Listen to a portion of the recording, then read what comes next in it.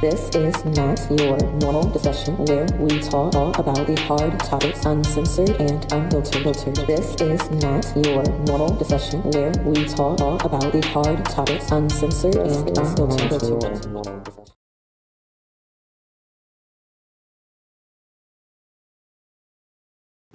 Hey everyone, and welcome back to another episode of Natural Normal Discussion.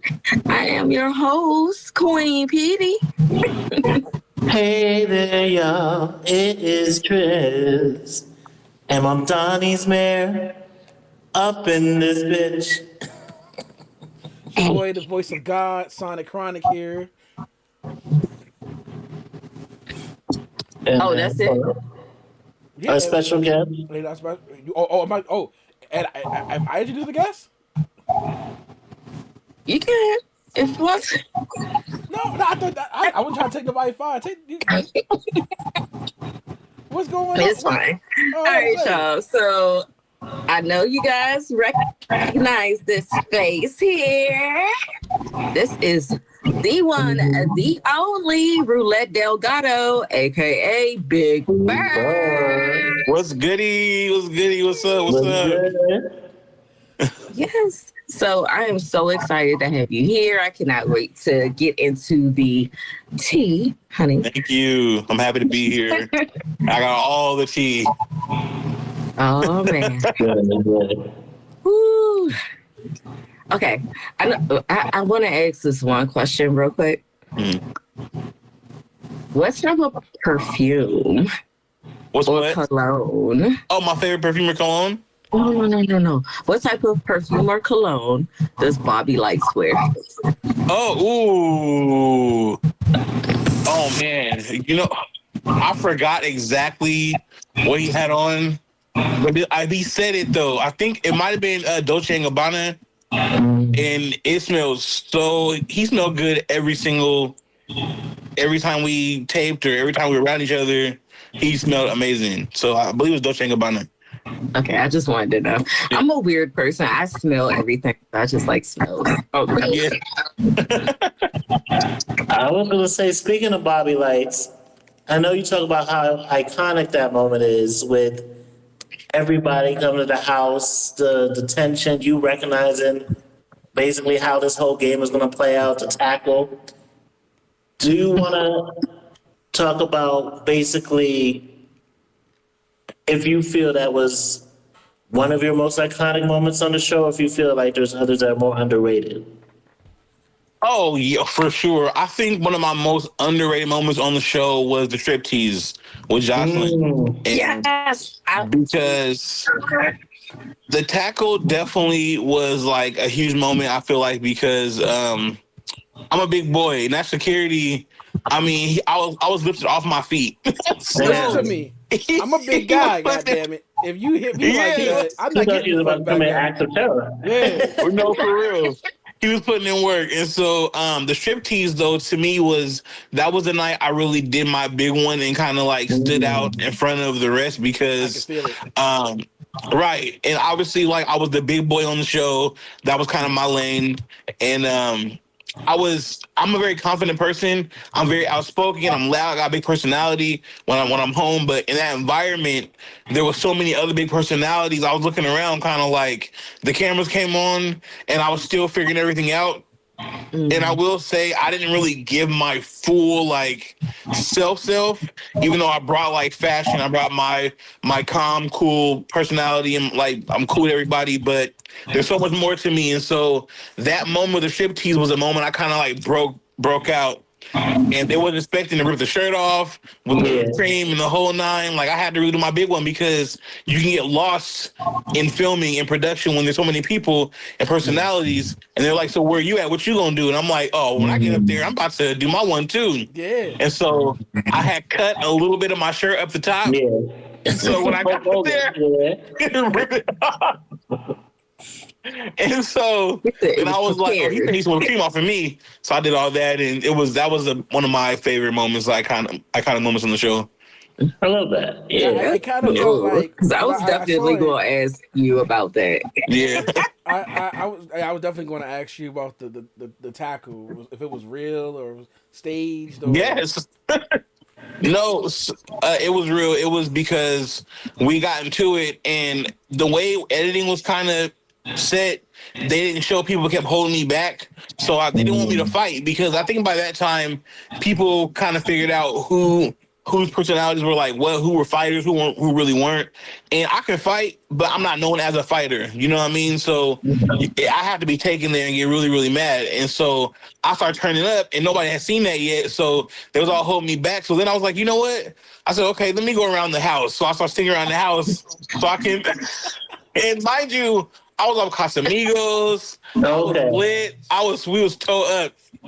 I went through the back, and security obviously seen me coming, and they knew what I was going to do. So they was like, "No, we can't let him get him like that because if he get him from where he's coming from, it's a wrap." So I was telling I told Queen Pedii that you were like a second away from snatching this nigga's soul. Like he was going to, like we're talking like Sandman, Apollo time, yanked off the fucking stage in the most Looney Tune manner. Like I was like, ooh, and he just touched. It's like you just barely touched him. Yeah, like barely. So close. I'm like, oh no. And I did not see. So I thought they would let me get him. Security was not having it. And next thing I knew, my leg was in the air and I was on my back.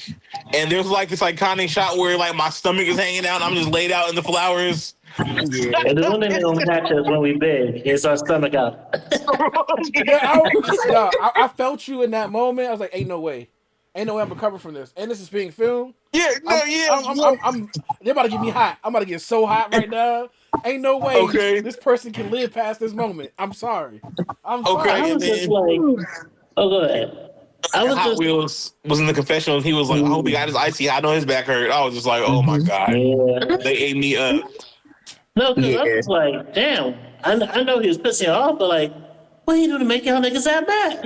Man, okay. It was a lot. It was a lot. It was a lot. He had been going around telling people I was there just for my music and stuff, which I wasn't. I was there to actually try to get to know Bobby and stuff and, really run the course of the show. And he was just talking so much, like, and just about everybody. And I got fed up. So after Crouton fought him, I said, well, this is my moment to question, what was going on. And he started going off on me. And I was just like, hold on, what? So me being out the Casamigos and all that, I just started going off too. And it just went from there. So, yeah. Mad escalations. Okay, I see. Right. When I first saw the striptease scene, though, I wanted to say because I had to do my research on who you were beforehand, so I had to make sure I respected your game. So I was like, wait a minute. When y'all saw it, I said, no, he is not. You said you didn't put your all into it, but it didn't feel like you half-assed it either. It felt like so from the outside looking in, you were just like, shit, I'm going to do it. I'm going to do it, right? And so I'm going to do it. So the cameras got all your good angles. You had the swag. It didn't even matter that you were the big dude. You carried that weight, like I can say, like, if I had caught that at an earlier age, I probably would have gotten like inspired, like to have confidence in myself and my size, because a lot of big people don't do things like that, like carry themselves. Like Rick Ross might, but he's skinny now. We don't talk about him. So is he skinny? Is he skinny? Is he? I don't know. He's skinnier, but kinda. Is he skinny? Or I wouldn't call him a big boy no more. Is he my size? Right. He's something. Yeah. He's my size. Still big. He's my size. I wouldn't call him a big boy anymore. Put him like that. He wouldn't be. You can see where that's the skin. But that's all I wanted to say on that. I wanted to touch on that. I thought. I definitely felt like I didn't go full throttle because like I like to dance too, so like I could have did so much more. The song was kind of slow. Yeah. I couldn't really get my groove in like that, so I was like, I'm gonna just do enough to like really kind of shock value, but then also just have fun with it too. You know what I mean? So as you can see, everybody mouth drops. It was hilarious. They definitely didn't see you coming. I saw it in their face. They was not expecting that. I was like, oh, Right. Neither was I, because I was like, oh, Right. No, I was gonna say body positivity is really important, especially speaking of what Oh my goodness. God, Sorry, guys. we're talking about. My niece just brought this. Hey. Ooh, what is that? I need a shot. Oh, such a little body. Oh, go. You can take a Speaking of, shot. I was like, what y'all cooking in the background? You can take a shot. I'll take one with I'm you. seeing the That's my smoke rising. nephew. I meant to be in a quieter, more secluded place. You're Hey, I'm fine. gonna The best lighting. We want the real. This is I not get your it. normal discussion. We want the realness. Exactly. We've had people in their cars. Mm-hmm. It's hell okay. haven't we? Now think about it. We sure as hell have had people. We've had people at their jobs. Yeah, actually. Yeah. Damn. At work with it? Yeah. At work. Doing the interview. Right. Yeah. Right dirty with it. It was I'm sorry, y'all. fun. I gotta change chairs. My butt hurt. Okay. Give me It'll be like that. Give me one I'm second. sorry. Ooh, Oh my. If anybody would like to come into the room and have a little chit chat with us, hit that link where it says join the conversation in our description. What's in the description now? The link to be able to get into this room. Oh, okay, sorry about that, you guys. Oh no, you're perfectly It'll be like fine. that. You'll see me moving around too, so don't feel bad. Don't feel bad. Right. Mm-mm. I used to sit on the pillow with his face on it, so. And he didn't even catch it. Oh my God. You caught it? You caught it? No. I did. Oh, did he? Okay. Yeah. Oh, Tryst, you didn't catch it? You know the pillow he got me for me, I be having Valentine's delayed Day? processing. I'll be hearing after the fact. Okay, so the pillow that the voice of God got me for our first Valentine's Day with like his pictures and my pictures. Yeah, I used to have that in my chair. Okay. So Yeah, I know they get it more. That's too funny. Yeah. Thank you. He made it, by the way. So Oh, That's a plug. Hit that plug. but I do you have gotta show him eventually. You gotta show him right now. right. Yeah. So I would like to know, how did you even get the invite to be on Bobby, I Love You? I was very much curious about how that process was. Okay, so basically, I've been following Zeus for a minute because when they first came out, I loved their content. I love what they were doing. And I didn't really know the direction they were kind of going in until I seen TT Do You Love Me with what's his name? Shoot. Oh yeah, I know exactly who you're talking Yeah, about. I forget his name. My bad, brother. With the lipstick. Yeah. But so I saw that show and I was like, oh, this is funny. I would love to be on something like that. But I've always wanted to do like reality TV or some sort, like some kind of thing like that. Like back in the day, maybe like 2015, me and my bros did like this mock reality show. It's on my YouTube if you go way, way back. And the editing is so bad. It's bad, but it's actually hilarious. But I've always wanted to do it. So then when I'm watching Zeus's page on Instagram, they started doing all of the promos for different shows. So they did Bad Boys, and I want to do Bad Boys for sure. Like, even though I'm a nice dude and all that, I feel like I can bring a balance to the show. So I decided, you know what, let me just go ahead and put my bid in. So I did. Natalie Nunn saw my tape for Bad Boys, and she had it on her stories when she was watching the videos. So I was like, oh, that's what's up. And so then that didn't happen. So then we seen Bad Boys Hollywood come out, and they started promoting for Bobby's dating show. And I was just like, oh, I got to get on this. First of all, I do think Bobby Lights is cute. Like, my thing was the first time I saw Bobby Lights was Love and Hip Hop Miami. Yeah. And he was a little different then. I think he had just hit the scene.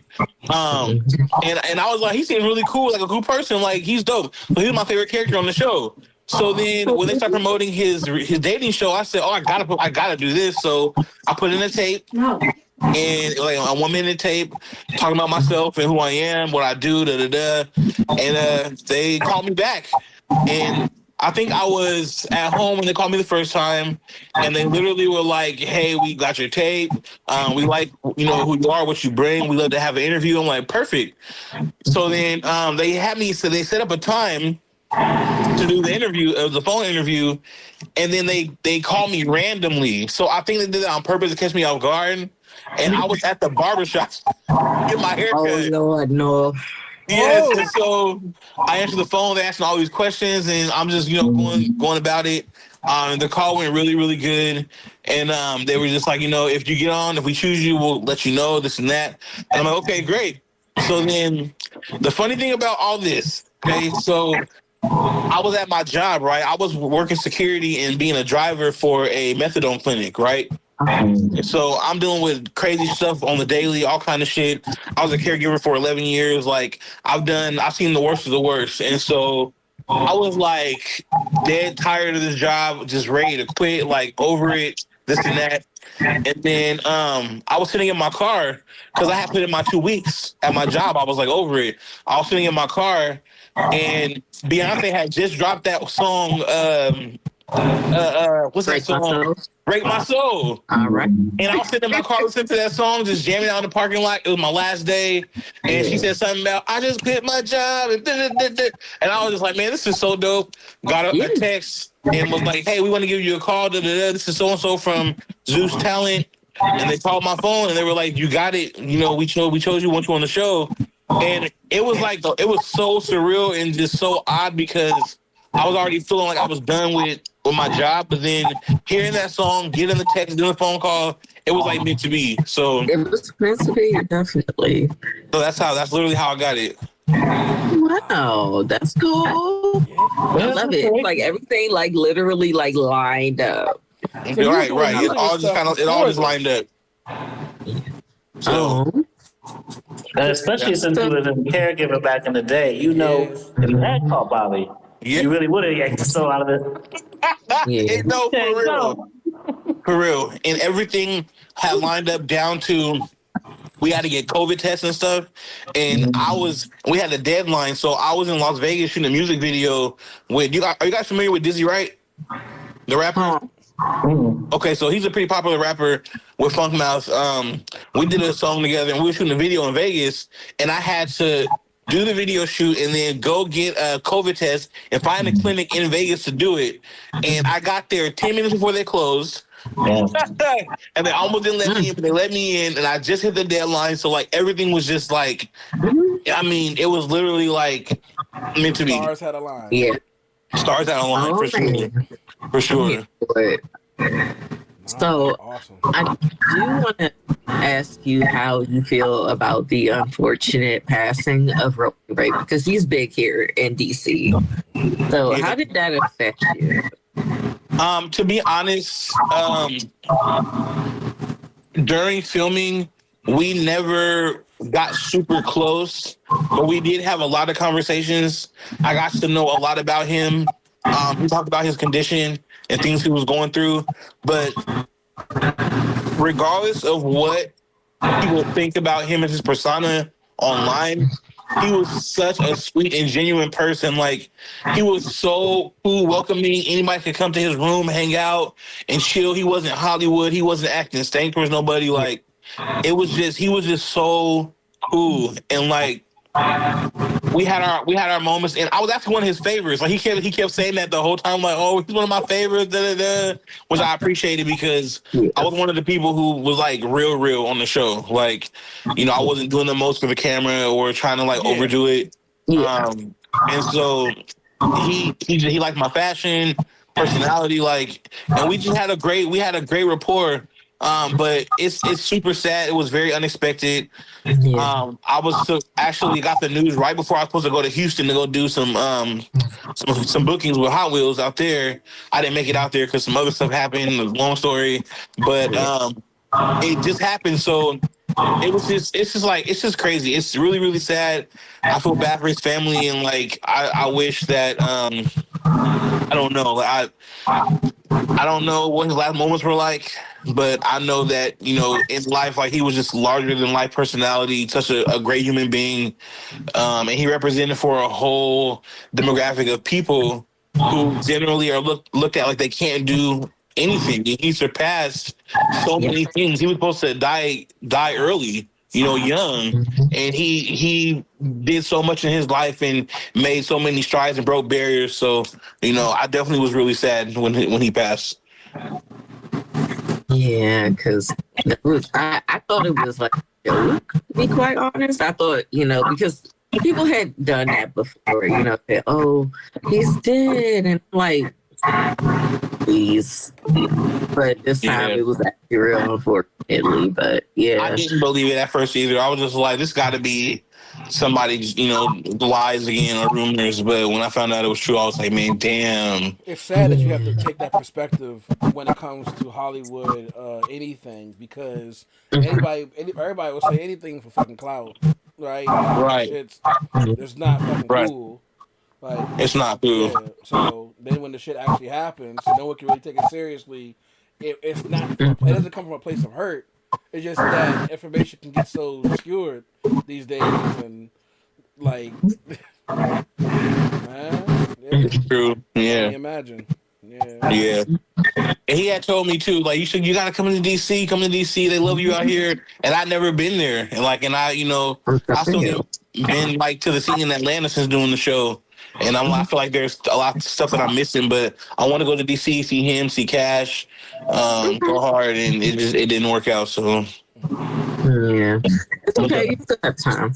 Right. Even though, you know, one person is probably going to be, well, not probably, one person is going to be missing. Right. You know, it's going to be okay. Yeah. For sure. Well, by the way, speaking of body positivity and also speaking what happened with Roman Ray, Yep. it makes me think, especially seeing what we're seeing in this country right now, literally, especially with SNAP and stamps and how much our government is fighting to not fund it. Right. How important do you think it is not only to uplift, you know, fellow fat people, but also to see a connection between the fat community, the immunocompromised, being sick in general, or, you know, disabled? There's so many connections there between those communities, especially in a country that's willing to starve us out off the image of all of us being obese. How do you think we really help build community between those groups so we can advocate for ourselves and not just have it be on the acceptable group of people to be like put down and looked as the ones possible? Right. Man, that's a really good question. And to be honest, you know, the whole reason why I even started, you know, practicing body positivity and promoting self-love and loving your own, you know, loving who you are, loving the skin you're in, is because I've always been a big boy, like, all my life. You know, when I was younger, I was smaller, but into my teens and adult years, I've been a bigger boy. And so one thing I like to say, though, is that, you know, I don't glorify being a bigger person and being unhealthy, because I know that there's a lot that comes with being obese. But what I do glorify and what I do preach is loving yourself no matter where you are at the stages in your life. You know what I mean? Because yes, I'm a big boy. Yes, I'm very confident. You know, I think I look good as hell. I love me, and can't nobody tell me anything different. But I'm also not going to let myself succumb to the things that come with, you know, being obese, being not active, eating unhealthy all the time. I know that comes with a lot, you know. But while I'm on my journey, while others are on their journey, it's okay to love yourself. Don't let nobody tear you down to make you feel like you're not worthy enough, or make you feel like, you know, you don't belong or you don't fit the standard of American beauty because you are bigger. You know, you got girls out here injecting here and injecting there, plumping up because they see how we as Black American women are built, right? And they want to look like that. You know, that's now the standard of American beauty. Like, it's just, to me, it's important because we got to push self-love. We have to understand that no matter where you are in your life and where your journey, you know, self-love is important because it's all about you and what you want to do. And there's too many, you know, too much depression, suicide, too much bullying going on. There's a lot of that, and I have seen a lot of people glorifying like the SNAP thing, like, oh well, they need to not eat anyway, or they need to get jobs and do this and do that. And it's like, really? Like, there's more than just people who are out there buying crab legs and sweets on public assistance. Like, there's people. My mom, was on welfare raising us. She was a single mom with 3 kids and then 4 kids, right? Like, growing up, I had two sisters and 1 brother in one household, and she was on food stamps, and she used that as a tool to make sure we had what we needed. But she was hustling too, selling dope. You know what I mean? And so it's a lot of people who are struggling right now who really need SNAP benefits, and they're not getting them. And it's not about just like, oh, I can't sell my stamp this month, or oh, I can't, go buy a whole bunch of bullshit. It's, I can't feed my kids right now because I don't have the benefits that I need, because we all know how this country is with wages and the employment crisis and all that. So I think it's very important to uplift our people, uplift ourselves, because clearly we're the only ones that are going to do it. They're not looking out for us, obviously. So, we got to do what we got to do to survive. I agree. No, go ahead. I was gonna say, coming from a background without doing too much, similar to yours, where my mother was a single mother, and she was raising 6 kids, and there were 3 other kids that weren't even hers. So we had a total of 10 people living off of food stamps for 7 people, right? And in a place where it wasn't the best place to be in at the time. It wasn't. Right. We were poor. We really needed, and she worked, so it wasn't a situation where we were just getting by. Because I think people need to understand that it's not just people. You just want to get it for free and this, that, and the other. You can't live, quote unquote. You cannot live solely on food stamps. You cannot live solely on public assistance. Not solely. Something has to happen. Most people, the people who can live solely on government assistance and food stamps, are rare. Very rare cases. The average person, even if they have food stamps and assistance, still has to have income for bills. They're not all covered. Things have to get paid. These people aren't being lazy. They're getting the assistance they need to pay to cover these things that they can't afford to have. So it's either get assistance for a situation that they can't get anything better out of, or just be homeless. That's our reality. Like, it's true. It's true. And I'm not playing devil's advocate. I'm speaking absolutes. I already said this before. I know people personally. Know people who sell their snaps, right? Who sell for money. Who also go out there and buy crab legs and do shit. Like, but because I've had this conversation offline already with people with the other side and talking about it, and I'll talk about it. I'm like, my thing with them is that you can't use that as the main focus, because that's not the main focus. That's the lowest common denominator of the people on these benefits.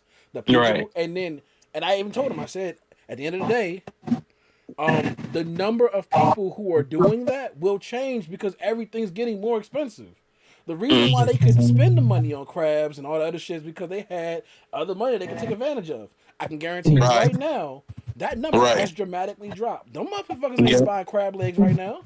They can't afford to. They gonna buy crab legs and be starving for the rest of the motherfucking month.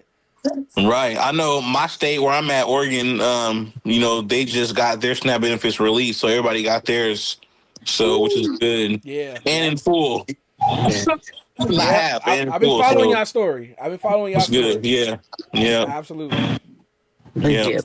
Crazy though. Like, good. I was just gonna say that, like, even if people I really don't care what people buy with their stamps, with the, like, motherfuckers is raiding money from our government for wild shit, from ballrooms to everything else.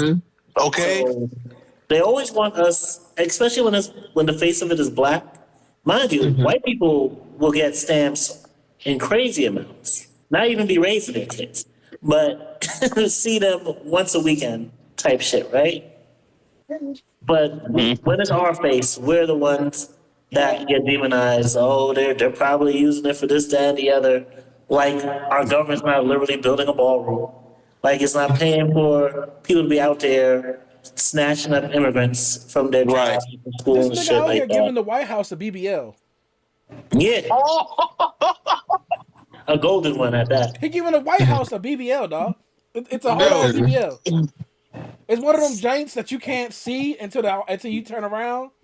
It don't look like nothing. Like you got no work done until she turn around, or he turn around that joint. Like you Looking can't like see it from the front. Yeah. Like Hey, he really is just giving the whole joint. and you gotta get up out of there in like 3 years, buddy. You're not getting nominated again. I'm pretty sure. You So think gotta we're get up gonna out have of free and there. fair elections? So, No, he Right. always talking about being the vice president Internet. and then having the person give up their presidency so he can be a president a third time. right. He already talking about doing that. He already talking about running as vice president. He'll run as vice just president wanna as know- the president. I just want to know what The only convinces him running he can live that he's long. doing is to the bathroom after he eat McDonald's. Okay. I mean, he survived this long. I think that McDonald's shit getting him strength. He got some special McDonald's. They put some shit in there. Nah, he just has the best healthcare in the world, keeping his heart pumping. He's a mess. He is. That's why I love South Park eating his ass up like they even do. Okay. God damn. I love them for that. Y'all Yeah. niggas been telling me to watch this shit for like a while, and I don't really watch South Right. Park, but I took the time to Right. watch it this season. That shit is funny. That's some funny. Yeah. Shit. That And they always on it so fast, and they so good. Yeah. I'm like, goodness gracious. I have one question, and we are going to have to go to commercials. But what do you think of the route that Zeus is going in? Like, where they're going now? like content wise, or Yeah, content-wise, yeah. Okay. So I definitely have been one of the few Zeus alumni who has not like trashed Zeus online and like you know what I'm saying? Because like I definitely don't believe in biting the hand that feeds you. They gave me a great opportunity and stuff, but I do have my own opinion, and I feel like speaking it is not an issue. I know Baddies is like the driving franchise of the show.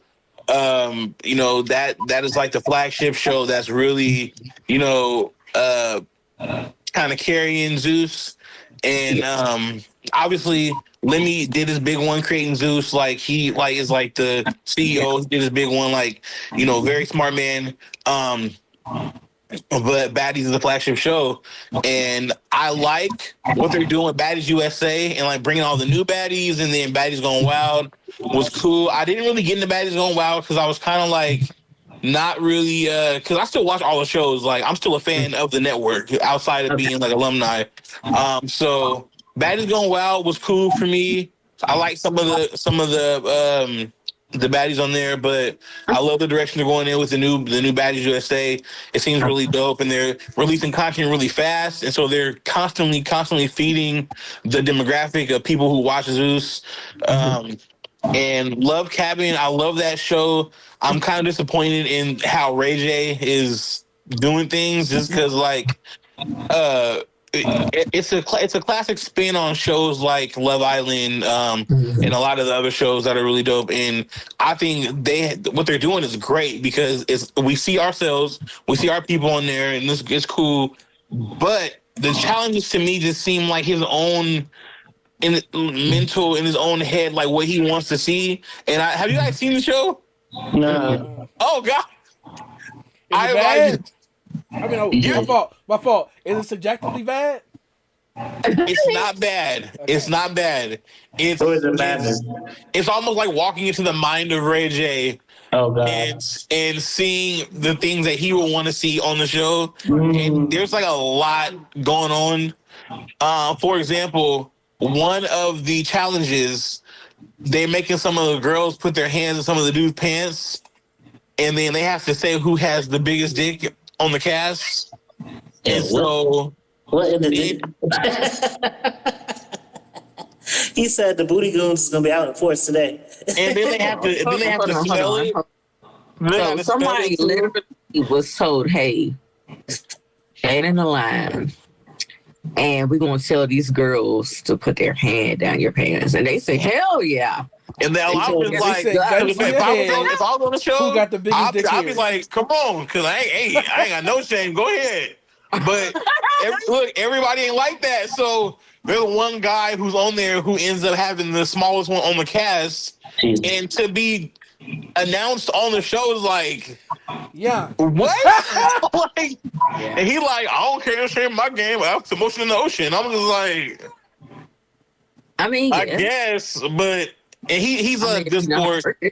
He's a good sport, right? And so, but the internet will eat his ass up, like, because there's no discourse. I'm more so just thinking about the potential lawsuits in the future, right? And so I'm thinking, I think that show in particular, it's hilarious, but I do like the direction that Zeus is going in because they're constantly feeding, the culture.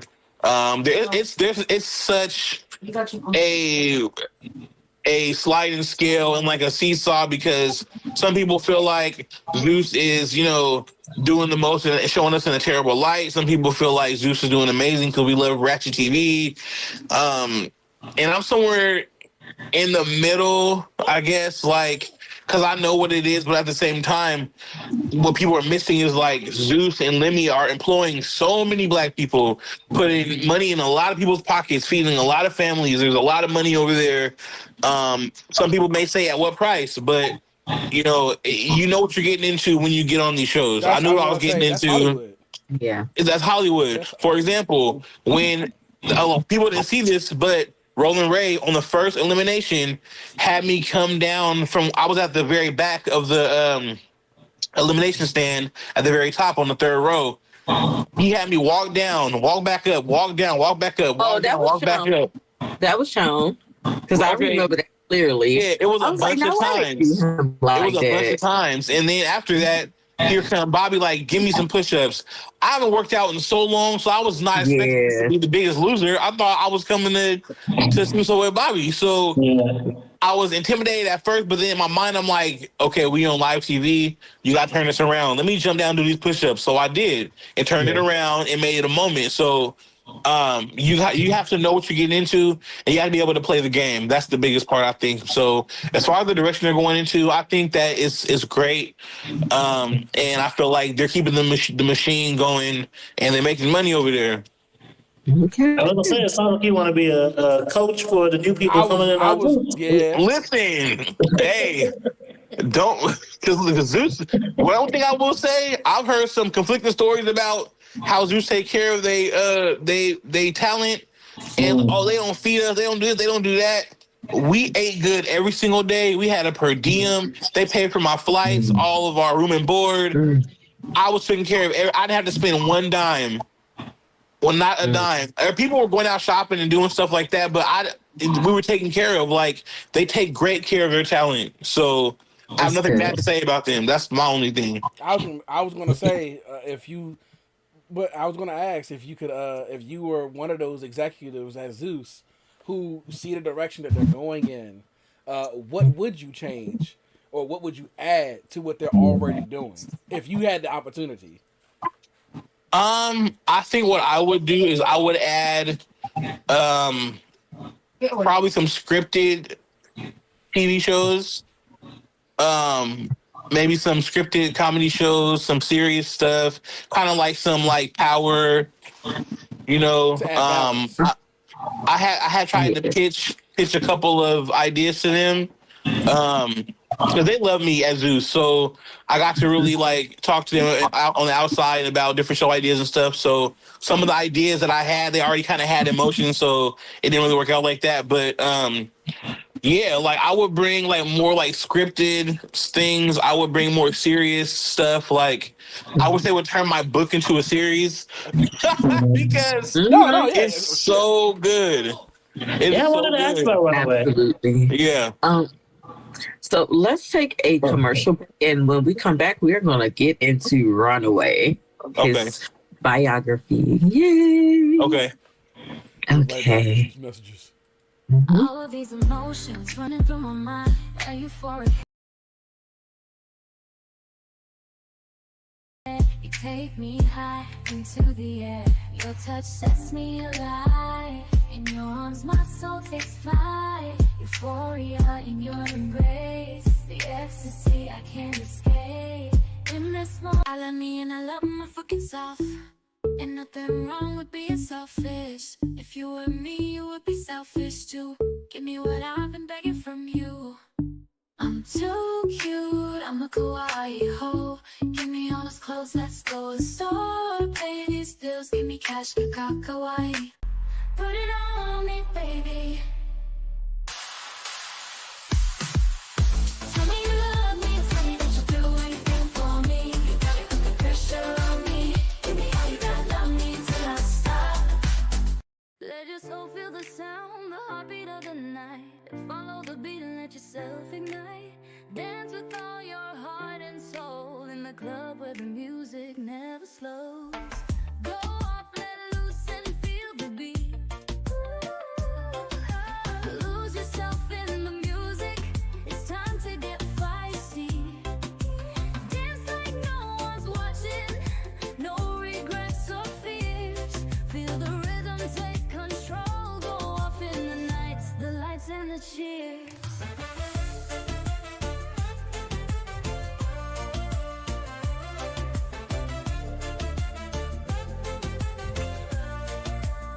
The club's a sanctuary, a place where worries fade.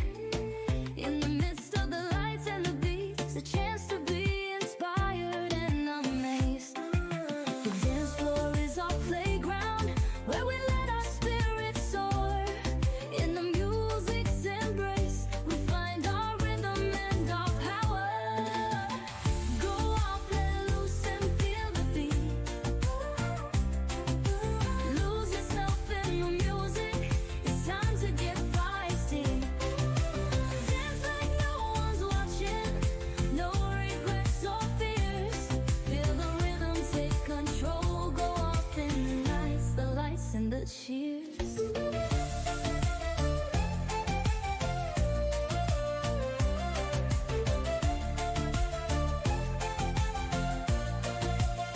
In the final hours, the beat never dies. Feel the energy, the joy that fills the night skies. In the hearts of the dancers, the passion runs deep. The club is a place of freedom, where the party never sleeps. Oh, let your soul feel the sound, the heartbeat of the night. Follow the beat and let yourself ignite.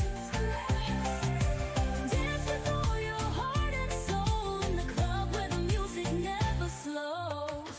Go off, let loose and feel the beat. Lose yourself in the music. It's time to get feisty. Dance like no one's watching. No regrets or fears. Feel the rhythm take control. Go off in the nights, the lights and the cheers.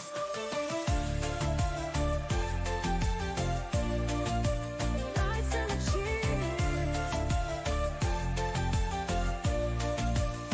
Let your soul feel the sound, the heartbeat of the night. Follow the beat and let yourself ignite.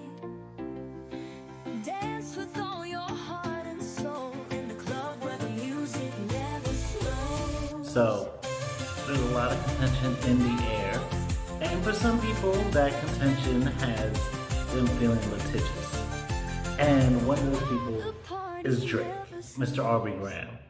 So, I know I haven't made a video on YouTube is ironic because, again, multiple of the things that they're trying to do to get rid of, diversity, inclusion, equality, anti-discrimination, literally, overturning executive orders passed since the Civil Rights Act, since Lyndon B. Johnson, for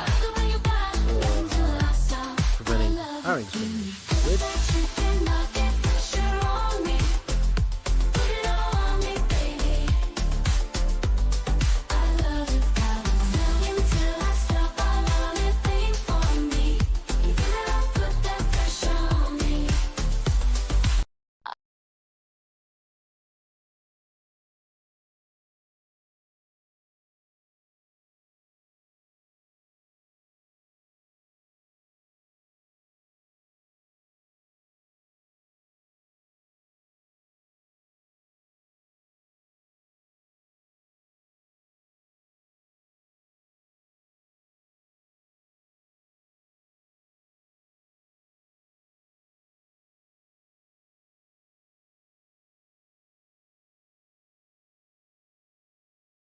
Look at it. And welcome back, you guys. So, we would love to know, what is Runaway about? The book. It's the book, right? Yeah. the book and the song too. Yes. Is it And the song those too. slave So books or something? I was. Runaway slave. It's about how I got my foot cut off when I was trying to run away from. No. Sorry, that's not even funny, man. It's not supposed to be. But This is not your normal discussion, okay? Everyone can get it. No, so I actually made the song some years ago. My second album back in it was 2022. COVID hit. I released my album in March. COVID messed up my whole rollout. So I did the song "Runaway" in 2022. No, was it 2022? No. It was 2020. No, 2020. It was 2020. Okay. And I did the song. And the song was about my life, just my struggles, like being, born in prison. My mom was addicted to drugs. She was a prostitute at one point in her life, and she dealt with a lot of things, with child molestation, things like that. Growing up, her life was really hard, and she had to adapt to her surroundings. And so, she was dealing with so much stuff. And then when she met my sister's dad and started having kids, she became a mom, but I think she was still used to that life, being in the streets and stuff. In the book, I talk about one story where she got picked up on one of our more popular strips by a white dude in a van, and then he took her across the bridge into another state, up into Vancouver, Washington, where he tried to kill her. And she made it out. She ended up back on the streets. She got arrested again, and at the time, she was 3 months pregnant with me, going through all this stuff.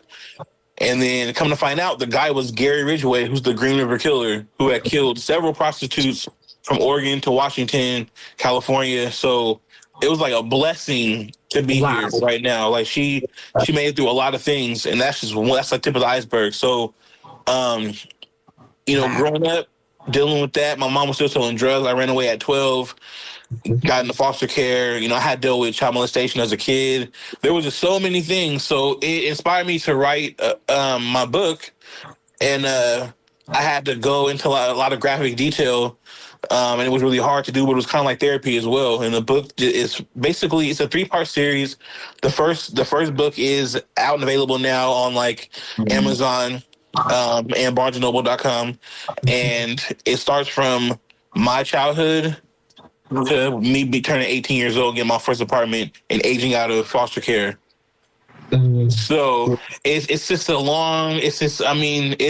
it really just goes into depth about my struggles growing up, also being in the closet, as a Black teen in Portland, like trying to figure things out.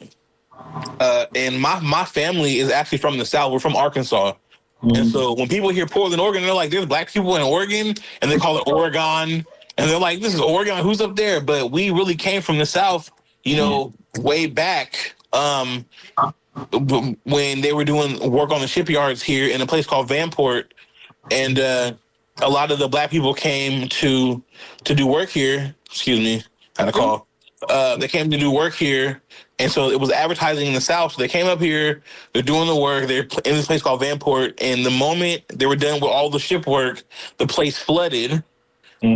Accidentally, a lot of people died. A lot of black people, a lot of minorities died. And then they had to move into Portland. And then in North Portland, they created the Columbia Villa, which is the Portland's first like housing projects.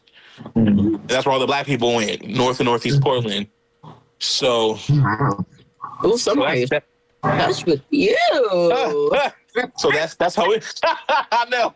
So that's how we got up here, and so that's kind of where history started for me. And the book basically is something I wanted to share. Oh my gosh, I wanted to share with people, and give them a part of my life and share my story because I feel like it's very inspirational. I went through a lot as a kid. I made it through, and I went from going through all that to having one of the biggest billboards in my city. Doing New York Fashion Week and walking from several plus size designers when people told me I was too fat to do anything and do this and do that.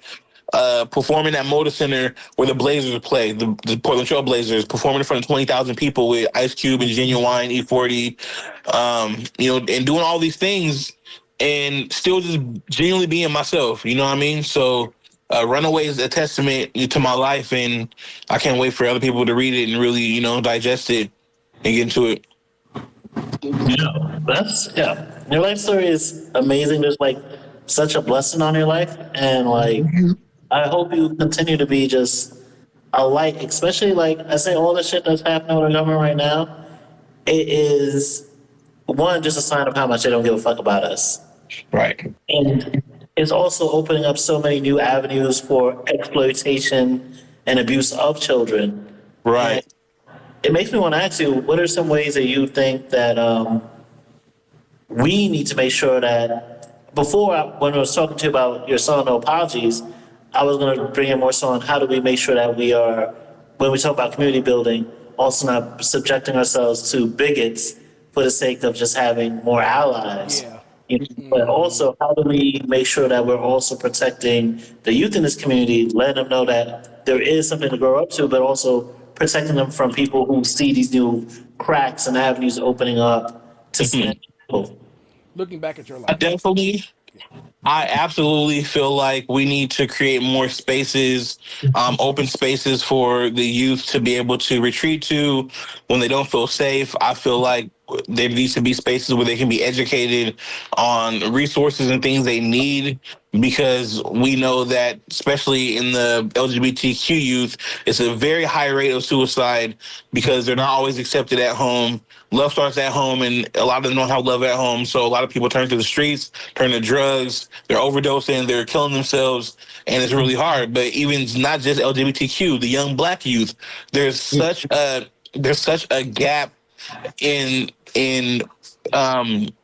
care and love, and like we need to create those spaces where the youth can come together and have a place to go and have a place to belong and not feel like they don't belong anywhere. Because I remember I didn't have that growing up. We had the Boys and Girls Club, but there was no place for me, a young Black in the closet, kid trying to figure out who I was and where to go. There was nowhere to go or nobody to look up to and say, I want to be like that person.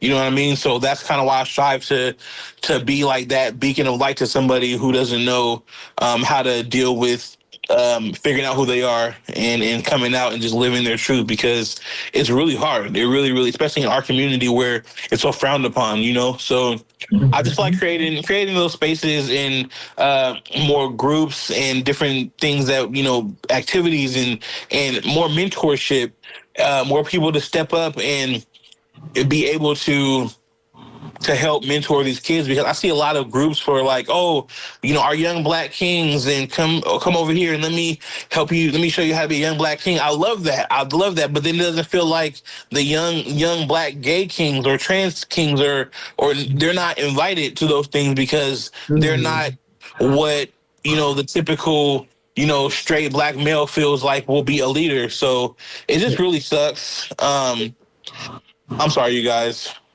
It's okay. I know So you're a popular man out here. look, it's an emergency. Yeah. No, but what you're saying is very real, though. Yeah. So He had to take that call. He'll be unfortunately, back. Okay. okay, I There thought he Sorry is. you about lost that. for a second. I was like, But no. yeah, so I just feel like we just need more spaces. We need to have more people step up and help be allies, and be there for the people. So I want to say, to our credit, and I say our, I mean millennials. I feel like of all the generations of the past who have been, who are ostracized for being indifferent, for one reason or another, because there's levels to this, right? There really are. Like, it not just being like straight or gay. There was other options. There were other things or subjects that were people were being bullied for in the past as well, i.e., just being a nerd or liking anime yeah, yeah, and all that. yeah, So I feel like us going through that transition and watching the next generation after us be more inviting to the idea of just being true to yourself showed me that our generation who didn't like being ostracized for us liking who we are, as a core, yeah. help the next generation like who they are at the core. I feel like now more than ever, there are more allies among the Oh black yeah, community specifically, when it comes to the LGBTQ community. Prior I to agree. Trump being in office, I used to pride myself, no pun intended, on I used to pride myself on our area being very LGBTQ like supportive. Like, Yeah, yeah. if you were looking for a place of salvation, Washington was where you wanted to be. Wow. A lot of the things that a lot of people were going through with, even with the police, like even the way we handle things, situations with our police are different here. The build rapport with the police, we don't have the brutality the same way. Um, there are plenty of safe spaces, open safe spaces for sexualities and everything. It's very public. It's very supported here, whether it's Yeah. just for money or just in general. You can kind of tell the difference when it's, when somebody just wants your money and they're just supporting you to kick a dime. Huh? What happened? What was that? Huh? Huh? I heard something, but I don't know what it Oh was. yeah, I don't know I what the think fuck. somebody. I'm sorry, it was my background. I'm sorry. Oh, I Oh, thought somebody entered our call. And I was like, wait, where they No. at? Are they here? But no, I would say that I feel like, because I'm a teacher, so I teach. Right, right. So I come across students trying to discover themselves all the time in their own Right. way and everything, and I never really try to make them feel bad or ostracize them or tell them which way to do. If anything, I just want to be the ear you can talk to when things go down, because regardless of what you're going through, you're going to go through it, and you have to have a positive outlet in order for you to speak on it. Otherwise, it'll fester into something else. And I remember what that was like. Right? For sure. And having a straight black male as an ally is just as important as having a LGBTQ black male as a mentor or supporter, or more, because you have that sense of like, hey, this person is not like me and they're straight, but they still support what I do and they still can show me love without Oh yeah. feeling, disgusted or feeling like, oh, they're gay, so I can't. Yeah. That's a huge thing. So I mean, you're absolutely right. Like, and I do think it has gotten better too. I mean, to be fair, I had to learn because I wasn't used to it at first. Yeah, Um, yeah, but I guess I had got so exposed to, because a lot of hate comes from not knowing and confusion and misinformation. And hmm I had been around enough LGBTQ people, off and on for the past 20 years or so, that I yeah, got used to the idea that this was just normal for them and they're just living out their purpose. And right, and we had an understanding that just because, you know, I'm this way doesn't mean you have to be that way. And just because you're this Right. way doesn't mean it impedes on. Like we had that understanding, and I had that Right. understanding at a young age in my teenager years, like Yeah. 15 years old, 14 years old. So from there, I kind of just moved on to just it's not really that big of a deal, right? As long as they Right. respect the fact that I'm not, and I respect the fact that they Right. are, and there's that Right. understanding. Like it doesn't matter what your religion is or anything. Exactly. It just really just that's just you, and that's okay. Right. That's That's okay. why I hate that.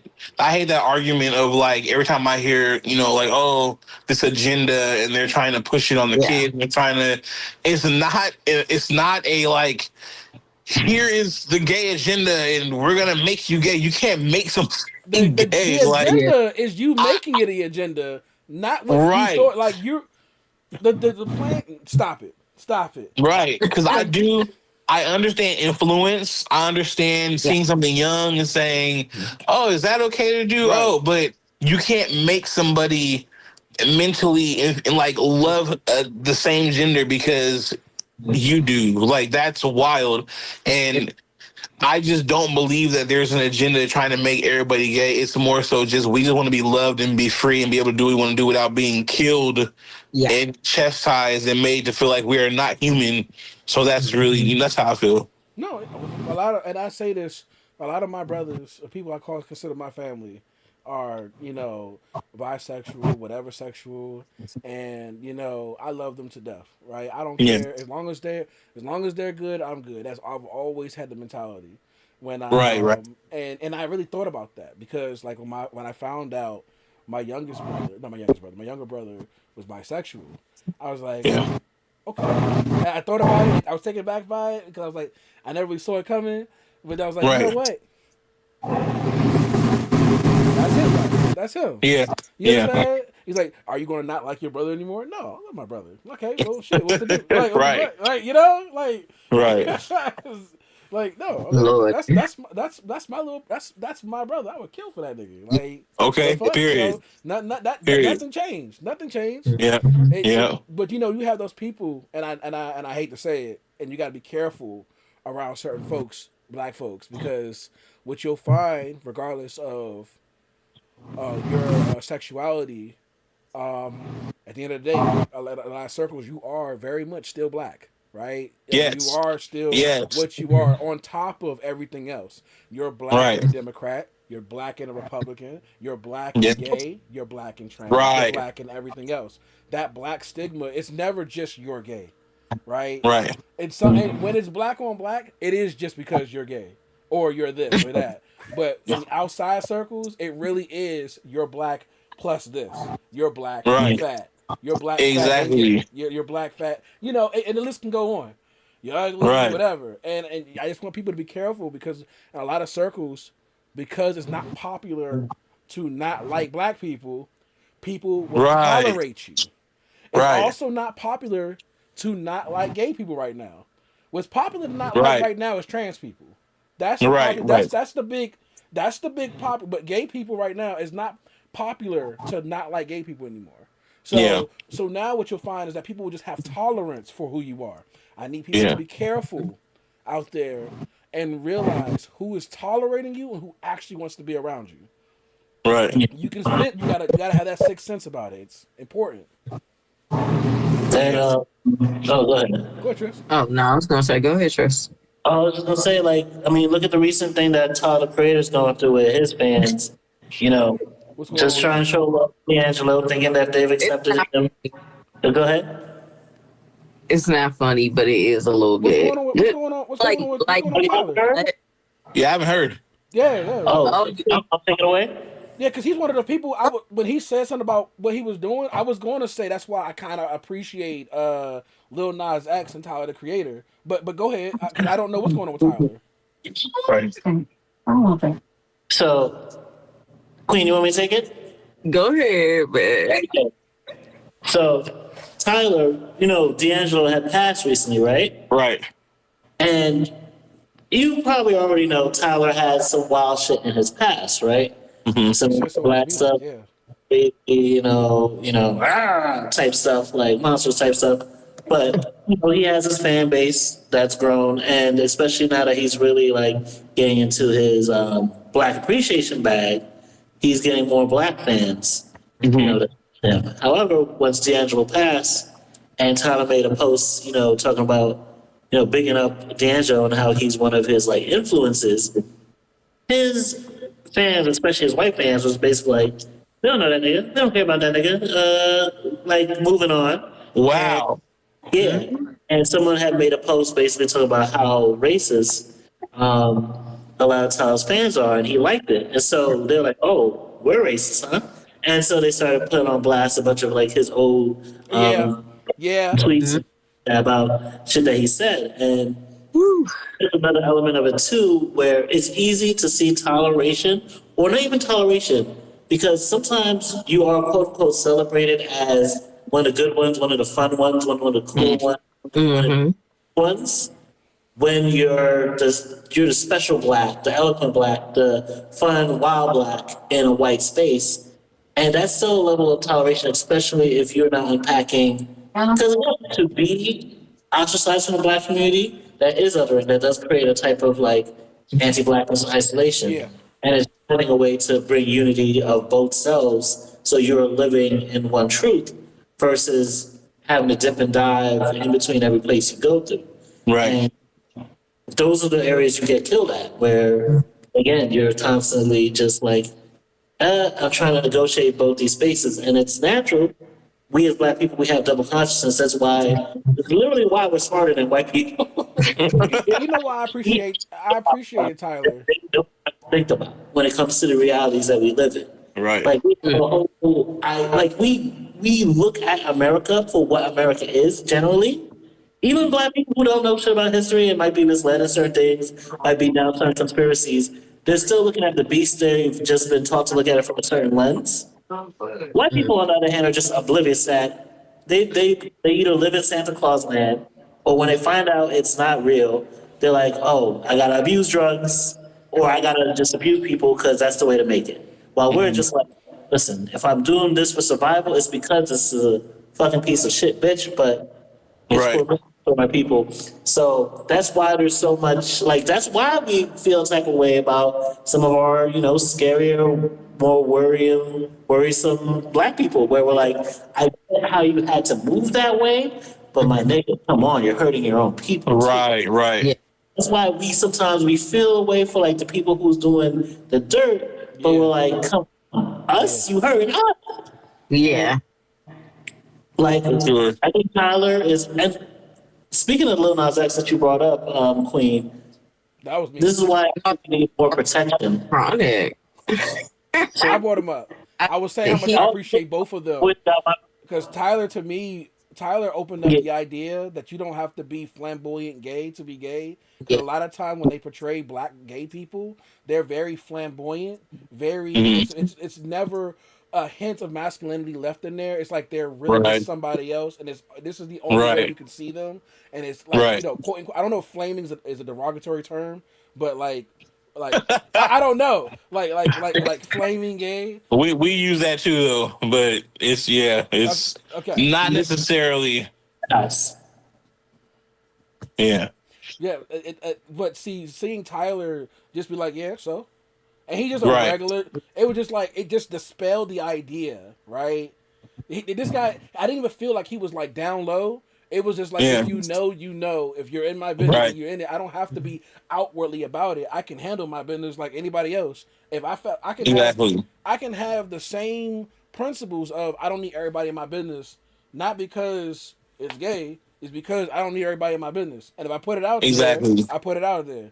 The same way we put it out there, we put it out there. I'm one of those type of people. I don't like everybody in my business. I've always been that kind of person. So like, even so I can relate. So it's like he's just a dude who likes dudes. Okay, I get it. Right. I appreciated that, because a lot of people like me who didn't have a direct contact with, or who wouldn't have known, how about that? Who wouldn't have known that there were people who were in the closet who had that same mentality, who just didn't decide to put it out there because it didn't need to be center shelf. Right. I don't know. I don't know. It was just something about how he came out during Comic Con, Right. because that's when I saw it. I was like, oh, Don't you got one? But that's why I said we gotta make space for both yeah, because what happened with Lil Nas X with the whole, we thought it was drugs from the way it looks, him walking the streets, taking everything like that. But I think they said later on it doesn't even look like there was drugs in the system. It may have been Right. the what? thing. And yeah. And so he's now facing a charge of assaulting a police officer, could face 5 years for something that really should have had, some kind of like community health worker involved in Right. it. Yeah. Yeah, yeah. We're, It doesn't stop at just a kid. I agree. yeah, It doesn't stop like at we just a got teenager. not just for the, those that could like pass, but also the ones that are a little bit more fiery, a little bit more spicy. Right.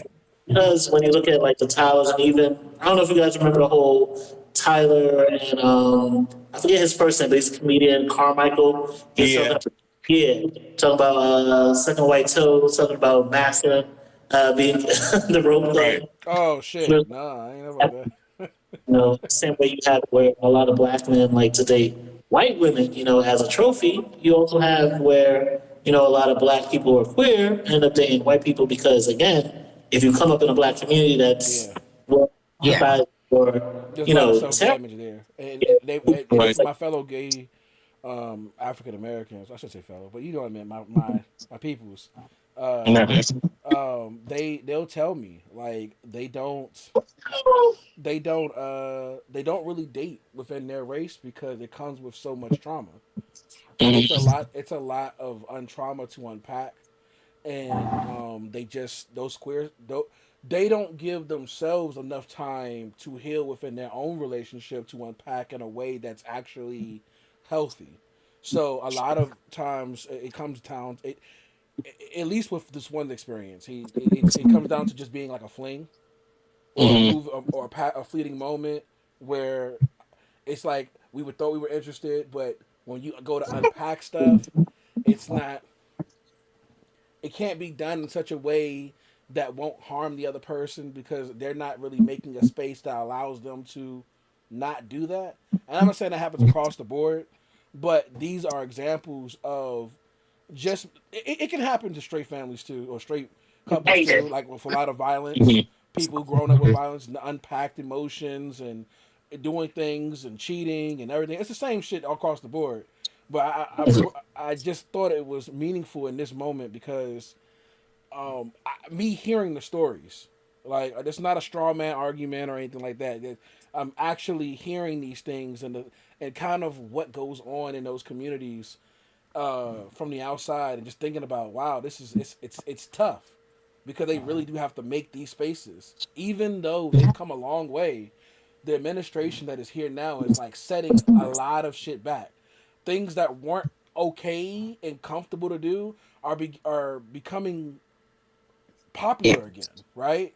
Right. It's Right. becoming Right. more Right. like it hasn't happened as much, but it's becoming more popular to do these things to the LGBT community, Right. and say it's all on faith or and force people to move and migrate out of their areas because they can't no longer stay safe there anymore.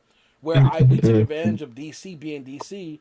Little did I know places like Oregon, Arizona, Texas, Florida Yeah. really weren't my safest spaces for those people. Like for those types, it wasn't. It's crazy, and I always thought like that's crazy to me. Like I don't know. I had to really experience it. Yeah.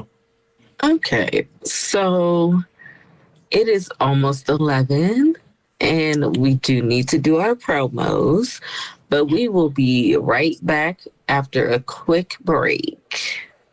Can you tell me the name of your book again real quick? Yes, it's called Runaway. All right. Runaway by Perry Lambert. Get it today.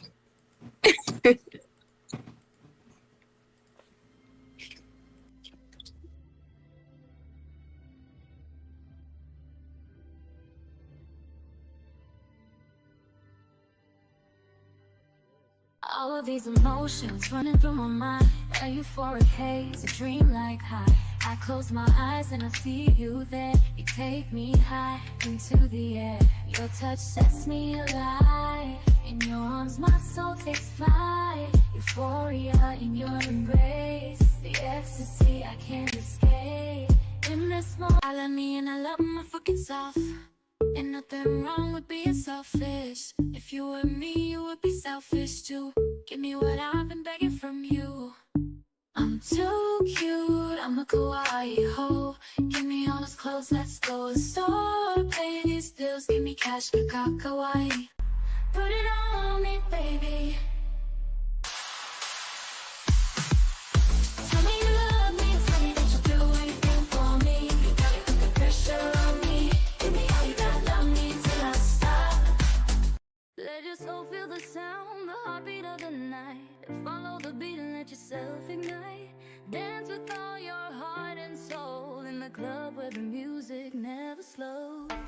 Go off, let loose and feel the beat. Lose yourself in the music.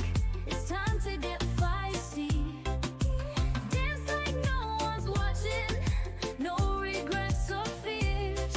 Feel the rhythm take control. Go off in the nights, the lights and the cheers.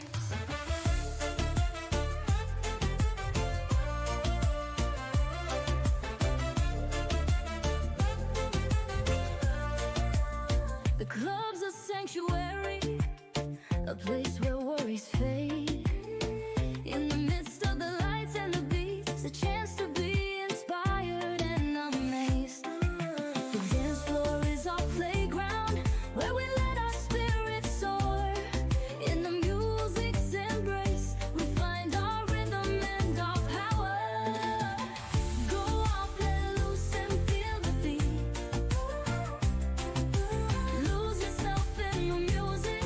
It's time to get feisty. Dance like no one's watching. No regrets or fears. Feel the rhythm take control. Go off in the nights, the lights and the cheers.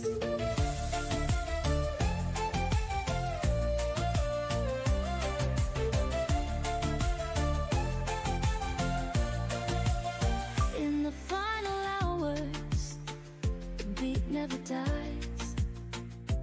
Feel the energy, the joy that fills the night skies. In the hearts of the dancers, the passion runs deep. The club is a place of freedom, where the party never sleeps. Oh, let your soul feel the sound, the heartbeat of the night. Follow the beat and let yourself ignite. Dance with all your heart and soul in the club where the music never slows. Go off, let loose and feel the beat. Lose yourself in the music. It's time to get feisty. Dance like no one's watching. No regrets or fears. Feel the rhythm take control. Go off in the nights, the lights and the cheers.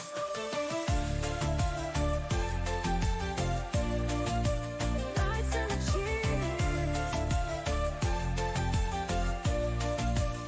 Let your soul feel the sound, the heartbeat of the night. Follow the beat and let yourself ignite. Dance with all your heart and soul in the club where the music never slows. So, there's a lot of contention in the air, and for some people, that contention has them feeling litigious. And one of those people is Drake, Mr. Aubrey Graham. So, I know I haven't made a video on YouTube. It's ironic because, again, multiple of the things that they're trying to do to get rid of, diversity, inclusion, equality, anti-discrimination, literally overturning executive orders passed since the Civil Rights Act, since Lyndon B. Johnson, for preventing hiring discrimination, which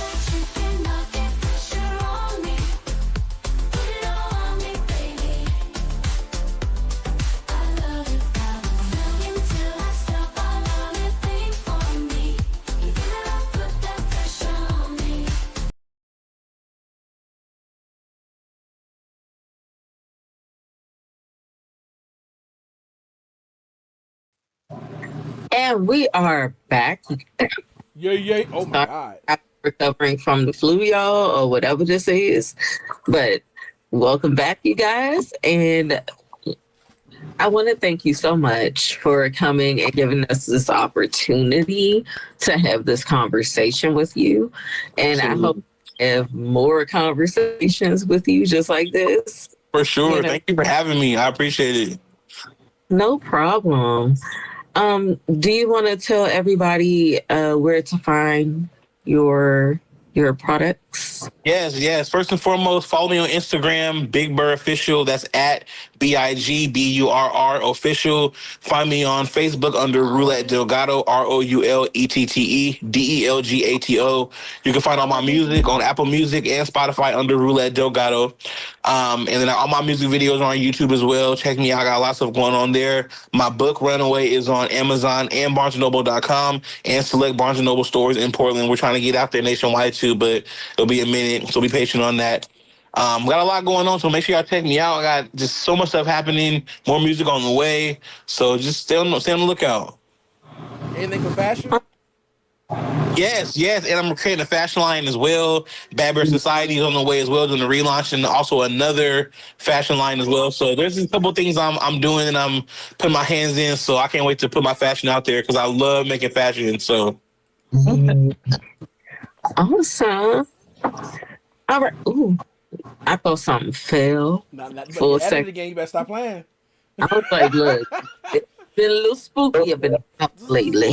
But hey, it's your girl Queen Pedii. My new album, Thoughts of a Mad Woman, is out now. Raw, real, and all heart, you guys. And while you're vibing to the music, don't forget to glam up with Iwa Enchanted Nail Polish that brings magic to your fingertips.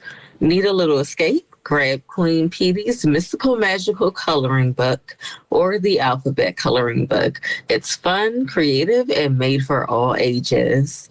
And of course, step out in style with exclusive tees, hoodies, and more at the Queen Pedii store. Tap in, support the art, and stay enchanted. Hey. Again, it's your boy Tryst. And listen, we were talking about Snap, we were talking about people in need, we're talking about resources. So if you're in New York, definitely look up BelieveNY.org for Believe New York. They're a nonprofit that's all about making sure New Yorkers all over are getting access to resources, someone to talk to. They are the hookup. Go through them so you can get what you need, especially while our leaders aren't exactly up on that, right? Mm-hmm. Meanwhile, you can find me at my YouTube, Holy Baloney Jabronis. I know that's a lot to spell. You'll find it. My Instagram's the same. And I'm coming with that Zoran video. It's coming soon. Yeah. Just got to record and edit, but it's coming this week. So keep on the lookout for that. Hey, you guys, it's the boy Sonic Kronik, aka the voice of God. If you guys want to support me and my company, Just Us Heroes, feel free to follow me on Instagram at Sonic Kronik and or Just Us Heroes LLC on Instagram and on YouTube. Oh no, YouTube is the Game Launch. We also make prints and do video game parties. Queen, can you show them the pillow? Yes. Give me 2 seconds. Because we do mats and stuff too, like play mats for like Yu-Gi-Oh, trading card games, and mouse pads as well. We make the designs, or you tell us what you want. If you have a design, we'll just print it out for you and put it on there. Like, it's either way works. You can hire us to make the design for you, or if you already have your logo and you're trying to brand and you want your own stuff, you can come to us. Oop, there it is. Oop. Nice. That's dope. So it's upside. Is it upside down? It's upside down. So that's a Kingdom Hearts pillow I made for Valentine's Day. Yeah. It's a custom pillow, one of a kind. Yes, it is. On one side has photos and Kingdom Hearts references and photos that between me and Queen Pedii on one side, me on one side, her on the other side. Nice. Mm-hmm. So we That's do real dope. custom art. I'm a graphic designer by nature. So if you have designs and you want stuff done, please hit me up, Sonic Kronik or Leon Taylor on Facebook. All my platforms will be out there. It'll be out there. You can check out my personal music production channel, Sonic Chronic, on YouTube. I'm going to be uploading more music to it. I'm working on stuff. It's been kind of dry, but I have been in the background working on more music. So just let you guys know. Huh? Is there gonna be a joint album in the future? It could be. It could be. I just look. Okay. Hey, I just make the beats. Okay. I don't. I'm not the rapper. I stay in my lane. Okay. That's I what. freestyle every once in a while, but that's not me. Bars. Hey, I'll help you rap. Don't worry about it. All righty. So, were you done? Tryst? Yeah. Oh, babe. Yes, you were done? Okay. Yeah, we all spoke. Look, that's how you know my brain is like, girl, it's time. I'm so sorry. All right, but thank you to everyone who has tuned in. Thank you again, Roulette Delgato. Hey. Thank you. And don't forget to hype us after the live ends on the YouTube. If you're on the YouTube, Hey, check out my man music, man. I skimmed through it because I was looking for reels, but what I heard, I really fuck with. So Thank you. yeah, that song about your bros, like I felt that shit in my soul, like yeah, that's an anthem right there, boy. Period. That's an anthem right there. Thank you. So, yes, and don't forget to like, share, and subscribe to us, and please turn on the notification bell just so you can know when we go live again. And as we say every time, we'll see you guys in the next one. Bye.